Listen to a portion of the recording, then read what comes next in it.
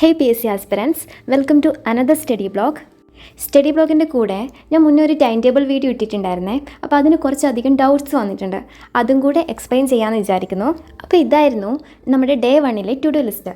First subject maths ആണ്. മാത്സിൽ ടോപ്പിക്കായിട്ട് എടുത്തത് ഫ്രാക്ഷനാണ്. മാത്സ് ഡെയിലി വരുന്ന ഒരു സബ്ജക്റ്റാണ്. അതായത് മൺഡേ മുതൽ സാറ്റർഡേ വരെ നമ്മൾ പഠിക്കും 1 അവർ വെച്ചിട്ട്. അപ്പോൾ ഈ 1 അവർ കൊണ്ട് ഈ ഫ്രാക്ഷൻ തീർക്കേണ്ട ആവശ്യമില്ല, തീരില്ല. എന്തായാലും എന്നെ സംബന്ധിച്ചിടത്തോളം തീരില്ല. തീർക്കാൻ പറ്റുന്നവരുണ്ടാകും. ഞാൻ ഓൾറെഡി പറഞ്ഞിട്ടുണ്ടായിരുന്നു, ഇത് എനിക്ക് വേണ്ടി എഴുതുന്ന ടു ഡു ലിസ്റ്റാണ്. അപ്പോൾ മാത്സിൻ്റെ ഈ ഫ്രാക്ഷൻ ടോപ്പിക്ക് എപ്പോൾ തീരുന്നു അപ്പോഴേ ഞാൻ ഈ ഫ്രാക്ഷൻ ചേഞ്ച് ചെയ്യുള്ളൂ. ഓക്കെ, അപ്പോൾ ഇത് ഞാൻ ഓൾറെഡി തയ്യാറാക്കി വെച്ച, അതായത് ക്ലാസ്സിന് പോയപ്പോഴും യൂട്യൂബ് ക്ലാസ്സൊക്കെ നോക്കിയിട്ട് ഫ്രാക്ഷൻ നോട്ട് ഓൾറെഡി എഴുതി വെച്ചിട്ടുണ്ടായിരുന്നു പ്രോബ്ലംസ്. അപ്പോൾ ആ പ്രോബ്ലംസാണ് ഞാനിന്ന് രാവിലെ തന്നെ ചെയ്യാൻ വേണ്ടി എടുത്തിട്ടുള്ളത്. ഇപ്പം നിങ്ങളെ സംബന്ധിച്ചിടത്തോളം ഫ്രാക്ഷൻ ടോപ്പിക്ക് ഒരു ദിവസം കൊണ്ടോ അല്ലെങ്കിൽ 2 ദിവസം കൊണ്ടോ തീർക്കാൻ പറ്റുമെങ്കിൽ അത് കഴിഞ്ഞാൽ നിങ്ങൾക്ക് നെക്സ്റ്റ് ടോപ്പിക്ക് സിലബസ് നോക്കിയിട്ട് എടുക്കാം. അതിപ്പം ആവറേജ് എടുക്കാം, പെർസെൻറ്റേജ് എടുക്കാം, പ്രോഫിറ്റ് ആൻഡ് ലോസ് എടുക്കാം. അത് ഏതാ ടോപ്പിക്ക് എന്ന് വെച്ചാൽ ആ ഒരു ടോപ്പിക്ക് സ്റ്റാർട്ട് ചെയ്യാം. ഓക്കെ, ഈ ഒരു മെത്തേഡ് തന്നെ നിങ്ങൾക്ക് എല്ലാ സബ്ജക്റ്റിലും ഫോളോ ചെയ്യാം. ഇംഗ്ലീഷിൽ ഞാൻ ആദ്യം കൊടുത്തത് ടൈപ്പ് ഓഫ് സെൻറ്റൻസ് ആണ്. അതൊരു ചെറിയൊരു ടോപ്പിക്കാണ്. അപ്പോൾ അത് കംപ്ലീറ്റ് ആയാലും നിങ്ങൾക്ക് അടുത്തത് ഏതാ ടോപ്പിക്ക് എന്ന് വെച്ചാൽ ഒന്നുകിൽ ഞാൻ ടു ഡു ലിസ്റ്റ് ഇടുന്നത് അത് നോക്കാം, അല്ലെങ്കിൽ നിങ്ങൾക്ക് സ്വന്തമായിട്ട് സിലബസ് നോക്കിയിട്ട് നെക്സ്റ്റ് ടോപ്പിക്ക് സെലക്ട് ചെയ്യാവുന്നതാണ്. മലയാളത്തിൻ്റെ കാര്യം നോക്കുകയാണെങ്കിൽ ഞാൻ ടോപ്പിക്കായിട്ട് കൊടുത്തിട്ടുള്ളത് പദശുദ്ധിയാണ്. അപ്പോൾ അതിന് ടൈം കൊടുത്തത് 30 മിനിറ്റാണ്. ഈ 30 മിനിറ്റ് കൊണ്ട് നിങ്ങൾക്ക് എത്രമാത്രം വാക്കുകൾ വൃത്തിയിൽ പഠിക്കാൻ പറ്റും അത് പഠിക്കാം. ആ ഒരു ടൈം കൊണ്ട് നിങ്ങൾ പഠിക്കുന്നത് ഒരു 10 വേർഡ്സ് ആണെങ്കിൽ കൂടെ അത് കറക്റ്റായിട്ട് പഠിക്കാൻ നോക്കുക. പിന്നെ നമ്മൾ എന്തായാലും നൈറ്റ് റിവൈസ് ചെയ്യുമല്ലോ. കൂടാതെ സാറ്റർഡേയും സൺഡേയും റിവിഷനുണ്ട്. അപ്പോൾ അങ്ങനെ റിവൈസും കൂടെ ചെയ്യുമ്പോൾ അത് കറക്റ്റായിട്ട് നമ്മുടെ മൈൻഡിൽ ഇരുന്നോളും. എക്സാമിന് യൂസ്ഫുൾ ആയിരിക്കും അത്. നെക്സ്റ്റ് കറണ്ട് അഫെയർസ് ആണ്. കറണ്ട് അഫെയർസിൻ്റെ കാര്യത്തിൽ കഴിഞ്ഞ പ്രാവശ്യം എക്സാം എഴുതിയപ്പോൾ എനിക്ക് മനസ്സിലായത്, ഞാൻ നോക്കിക്കൊണ്ടിരിക്കുന്നത് ഡെയിലി കറണ്ട് അഫെയർസ് ആണ്. അപ്പോൾ ഡെയിലി കറണ്ട് അഫെയർസ് എഴുതും, അത് ഓക്കെയാണ്. പക്ഷേ മുന്നേ ഉണ്ടായിരുന്ന കറണ്ട് അഫെയർസ് നോക്കിയിട്ടേ ഉണ്ടായിരുന്നില്ല, റിവൈസും ഒന്നും ചെയ്തിട്ടുണ്ടായിരുന്നില്ല. അതുകൊണ്ട് ഈ ഒരു ടൈം ടേബിളിൽ മുന്നേയുള്ള കറണ്ട് അഫെയർസും കൂടെ ഇൻക്ലൂഡ് ചെയ്യാമെന്നാണ് ഞാൻ വിചാരിക്കുന്നത്. ഡെയിലി കറണ്ട് അഫെയർസ് അതെന്തായാലും എഴുതി പോകണം. അതിൻ്റെ കൂടെ പറ്റുമെങ്കിൽ കുറച്ച് മുന്നേയുള്ള കറണ്ട് അഫെയർസ് കൂടെ റിവൈസ് ചെയ്യണം. അതിനുള്ള ടൈം നമ്മൾ മാറ്റി വെക്കണം. ഓൾഡ് കറണ്ട് അഫെയർസിൻ്റെയും കൂടെ നോട്ട്സ് എഴുതി പഠിക്കുക എന്ന് പറയുന്നത് അത്ര പോസിബിളാണെന്ന് എനിക്ക് തോന്നുന്നില്ല. പിന്നെ ഈ നോട്ട് എഴുത്ത് മാത്രമേ ഉണ്ടാകൂ. അതുകൊണ്ട് ഒന്നിക്കലും നമുക്ക് ടെലഗ്രാമിൽ നിന്നൊക്കെ ഇഷ്ടംപോലെ PDF ലഭിക്കുമല്ലോ, അല്ലെങ്കിൽ യൂട്യൂബ് ക്ലാസ്സോ അങ്ങനെ എന്തെങ്കിലും യൂസ് ചെയ്തിട്ട് പഠിക്കണം. മാത്സിനെ പറ്റി പറഞ്ഞു, ഇംഗ്ലീഷ്, മലയാളം, കറണ്ട് അഫെയർസ് ഇത്രയും പറഞ്ഞല്ലേ. ഈ ഒരു ഭാഗത്താണ്, അല്ലെങ്കിൽ ഈ ഒരു 4 സബ്ജക്റ്റിലാണ് നമ്മുടെ 10th മെയിൻസ് എക്സാമിൻ്റെ 50 മാർക്ക് ഇൻക്ലൂഡ് ചെയ്തിട്ടുള്ളത്.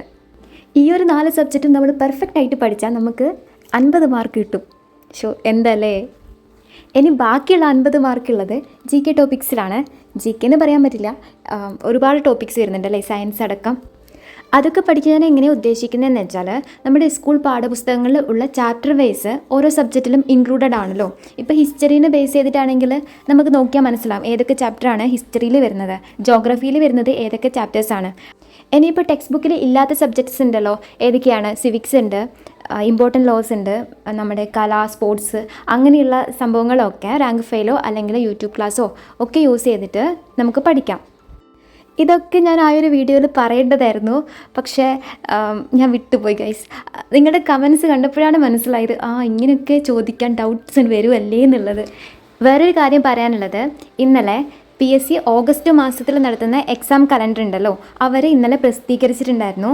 അപ്പോൾ അതിൽ നമ്മുടെ ASM എക്സാം ഇൻക്ലൂഡഡ് ആണ്, പക്ഷേ ഡേറ്റ് കൊടുത്തിട്ടില്ല. എനിക്ക് തോന്നുന്നു ഇപ്പോൾ കൺഫർമേഷൻ പീരീഡ് നടന്നുകൊണ്ടിരിക്കുകയാണല്ലോ, അപ്പോൾ ടോട്ടൽ കൺഫർമേഷൻ കഴിഞ്ഞതിന് ശേഷമായിരിക്കും ഡേറ്റ് അവർ പബ്ലിഷ് ചെയ്യാം.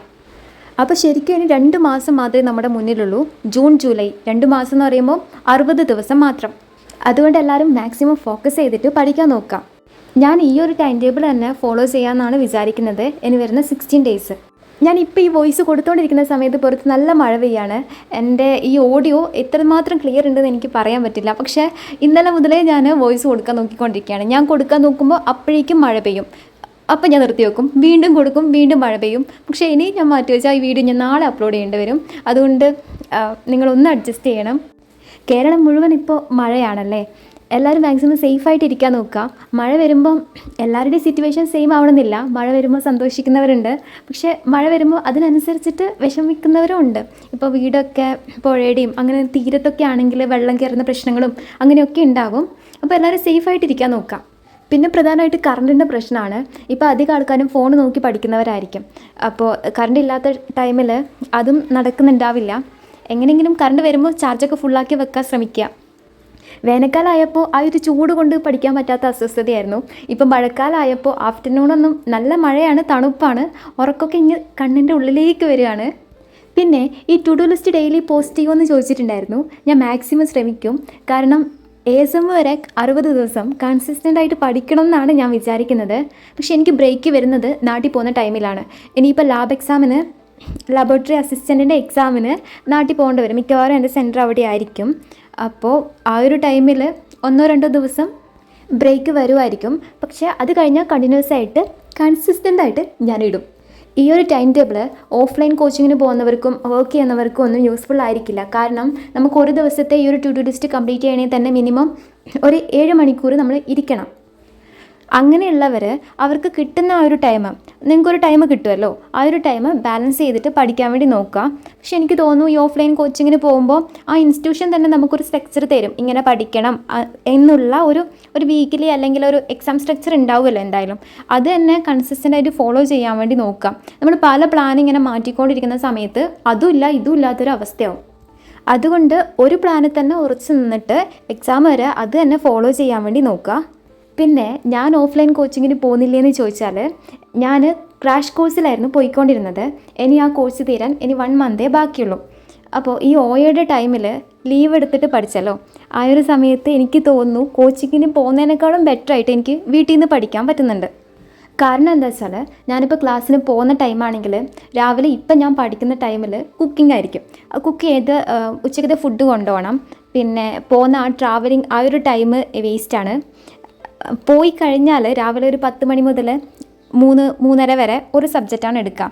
അതിങ്ങനെ ക്ലാസ് കേട്ട് പഠിക്കാൻ ഇഷ്ടമുള്ളവർക്ക് അത് സെറ്റായിരിക്കും. പക്ഷേ എനിക്ക് ഈ ക്ലാസ് കേട്ടാലും തലയിൽ അങ്ങ് കയറില്ല. ഞാൻ തന്നെ ഇരുന്ന് അത് വായിച്ച് റിവൈസ് ചെയ്ത് പഠിച്ചാൽ മാത്രമേ എൻ്റെ മൈൻഡിൽ ആ ഒരു ടോപ്പിക്ക് ഉണ്ടാവുള്ളൂ. പിന്നെ ചില ടീച്ചേഴ്സിൻ്റെ വന്നിട്ട് നമ്മളത് പഠിപ്പിക്കും, പറഞ്ഞ് റിപ്പീറ്റായിട്ട് ഇങ്ങനെ പറഞ്ഞ് പഠിപ്പിക്കുമല്ലോ, ആ ഒരു ടൈപ്പ് ടീച്ചേഴ്സ് ആണെങ്കിൽ ഓക്കെ, പെർഫെക്റ്റ് ആണ്. ക്ലാസ് നമുക്ക് വീട്ടിൽ വന്നിട്ട് ജസ്റ്റ് ഒന്ന് റിവൈസ് ചെയ്താൽ മതി. പക്ഷേ എല്ലാ ടീച്ചേഴ്സും അങ്ങനെയല്ല, നമ്മൾ തന്നെ ഇരുന്ന് പഠിക്കേണ്ടി വരും. അപ്പോൾ ഈ 5 മണിക്കൂർ ക്ലാസ് കേട്ട ആ ഒരു നോട്ട് വീട്ടിൽ വന്നിട്ട് 2 മണിക്കൂർ സെയിം സബ്ജക്റ്റ് റിപ്പീറ്റ് ചെയ്യുന്നത് എനിക്കെന്തോ അത്ര സെറ്റ് ആവുന്നുണ്ടായിരുന്നില്ല.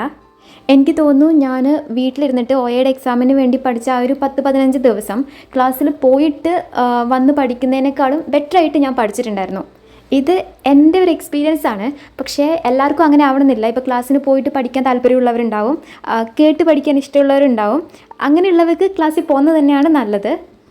പിന്നെ ഈ ക്ലാസ്സിന് പോയിട്ട് വൈകിട്ട് വന്ന ആ ഒരു ദിവസം ഉണ്ടാവില്ലേ, ആ ഒരു ദിവസം എനിക്ക് അധികം ഒന്നും പഠിക്കാൻ പറ്റാറില്ല. ഭയങ്കര ഒരു ടയേർഡായൊരു അവസ്ഥയാണ് ഉണ്ടാവാറ്. അപ്പം ഞാൻ വിചാരിച്ചു ഈ എക്സാം കഴിയുന്നവരെ വീട്ടിലിരിക്കുക എന്നുള്ളത്. പിന്നെ എന്തുകൊണ്ട് ഞാൻ മുന്നേ കോച്ചിങ്ങിന് പോയിന്ന് ചോദിച്ചാൽ, എനിക്ക് മോട്ടിവേഷൻ്റെ നല്ല കുറവുണ്ട്. അതായത് 2-3 ദിവസം ഞാൻ വീട്ടിലിരുന്ന് പഠിക്കും, പിന്നെ ഞാൻ ഡൗൺ ആവാൻ തുടങ്ങും, നിർത്തും, അതായത് സ്റ്റോപ്പ് ചെയ്യും, പിന്നെ വീണ്ടും റീസ്റ്റാർട്ട് ചെയ്യണം. അപ്പോൾ അങ്ങനെ ഒരു സിറ്റുവേഷൻ ആയതുകൊണ്ടാണ് ഞാനൊരു സ്റ്റാർട്ടിങ് കിട്ടണമെന്ന് വിചാരിച്ചിട്ട് ക്ലാസ്സിന് പോയത്. ഇപ്പോൾ ഏകദേശം ഞാനൊരു ട്രാക്കിൽ വന്നു എന്നാണ് ഞാൻ വിചാരിക്കുന്നത്. അപ്പോൾ എനിക്ക് കൺസിസ്റ്റൻ്റായിട്ട് പോകാൻ പറ്റുമെന്ന് വിചാരിക്കുന്നു ASMൻ്റെ എക്സാം വരെ. പിന്നെ ഞാൻ 1-2 കമൻറ്റ് കണ്ടു, ഞാൻ ഡിഗ്രി കഴിഞ്ഞതാണോ എന്നുള്ളത്.